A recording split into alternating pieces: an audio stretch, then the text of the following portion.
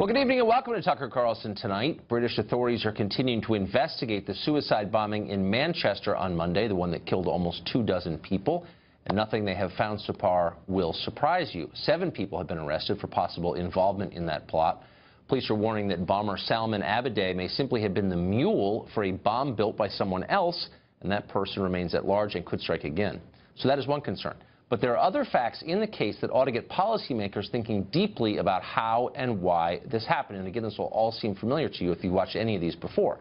The bomber was born in Britain, not some far-off land, but he still grew up to embrace Islamic radicalism and declare war on the country that raised him and kill his neighbors, in effect.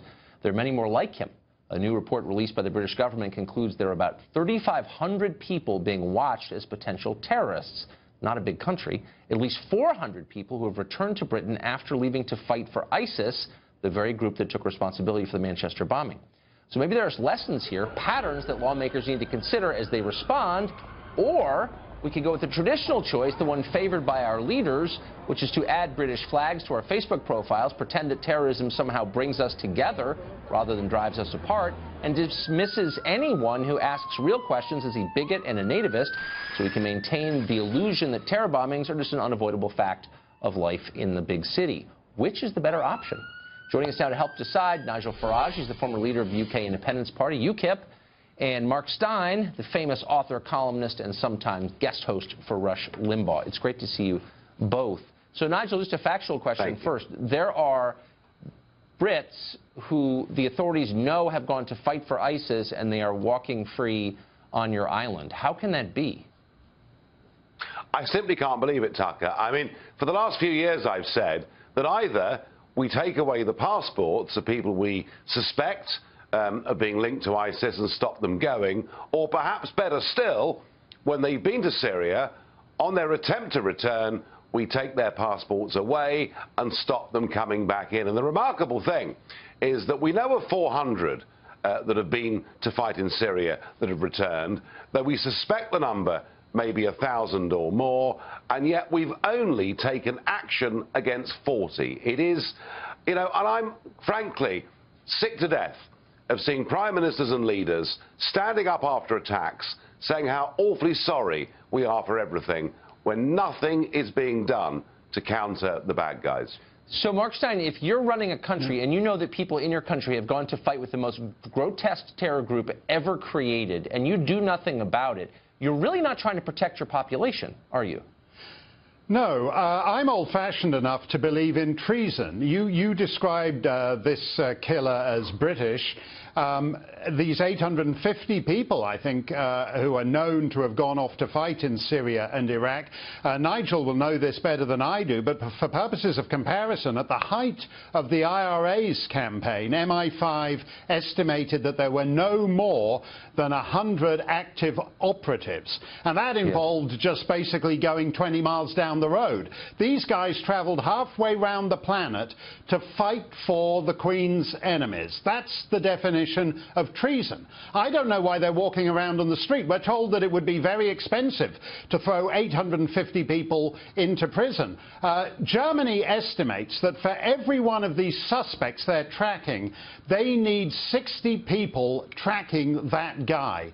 So it's a lot cheaper to toss them into prison for going off and fighting for your enemies abroad than it is to have 60 people monitoring them and then doing nothing until 48 hours after they've blown up a bunch of people. But you got to wonder, Nigel, if the government can't even punish people who are at war with it and with its population, then what is the point of having a government? Isn't that the most basic responsibility of a government?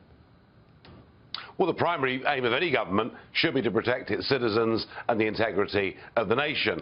I'm afraid this country is so hidebound by political correctness that we have allowed the mass sexual rape and abuse of thousands of underage girls in northern cities, and we've done nothing about it. We've allowed people to go and be deeply radicalised, even brutalised in Syria, and done nothing about it, all because we're scared of being thought, perhaps, if we target one particular community, those of Islamic faith, we might be thought to be racist. And what is interesting is that our Prime Minister, Theresa May, was, of course, for 6 years the Home Secretary. She was the person in charge of all of this. And frankly, all I can say is she failed dismally in any attempts to stop radicalization from within or to stop bad people from outside coming into our country. And, you know, Manchester was a shock. It was a new low.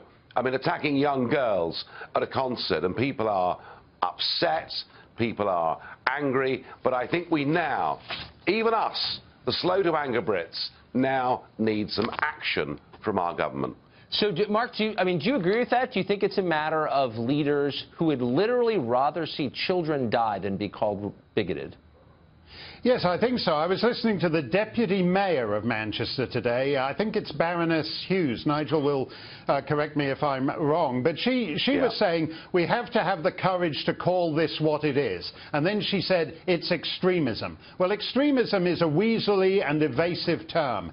And then she said we have to accept that Muslim people are no more likely to commit these acts than white people are. And that, in fact, is not the case. Not after Brussels, not after Nice, not after the Berlin Christmas market, not after the murder of the French priest, Père Hamel, last year.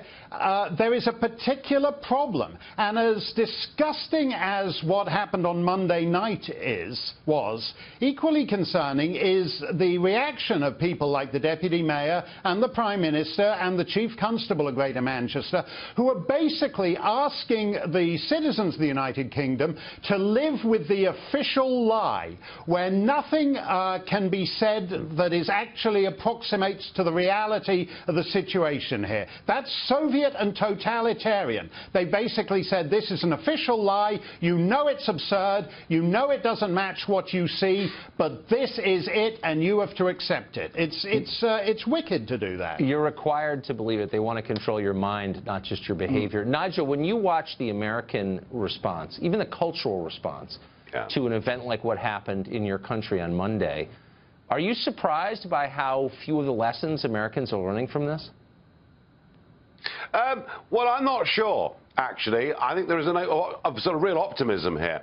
I spoke to Seb Gorka yesterday, who, of course, is dealing with counterterrorism with President Trump in the White House, and I think there is a new mood in the American government, a desire to cast aside political correctness, a genuine desire to stop radicalization from happening. I mean, had Hillary won, I mean, look, she couldn't even bring herself to use the phrase Islamic terrorism. I think with Trump, you have got somebody who has the moral courage to deal with this. And Tucker, can I say, I thought his speech in Riyadh to 50 of the world's biggest Muslim leaders, when he said to them, drive out from your own places of worship those that spread extremism. So I think America is in a much better place than we are here. Though I have to say, you mentioned already, there are 3,500 terrorist suspects living in the United Kingdom. Do you know, in Belgium, with a population of 12 million, there are 18,000 suspected terrorists. So, you know, there are some countries even worse than us. I'm feeling better about America already. Nigel and Mark, thank you very much for that.